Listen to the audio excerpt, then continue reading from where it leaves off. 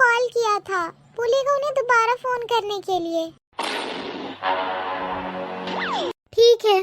अच्छा, तो इसका नीलम नाम की लड़की से चक्कर चल रहा है। अरे किसका फोन था? किसका फोन था अभी बताती हूँ। लो, फिर से आ गया तुम्हारी गर्लफ्रेंड का फोन। लो, स्पीकर पे बात करो। हेलो, हम मिस्टर सिन्हा बोल रहे हैं। हाँ सर, वो क्या है ना, हमारे बैंक में भी बहुत अच्छे लोन का स्कीम चल रहा है, आप इच्छुक हैं? नहीं ना बहन, हमको लोन उन कुछ नहीं चाहिए। मेरा लोन तो पहले ही वसूल गया है सूद समेत। कैसे कैसे लोग रहते हैं यार।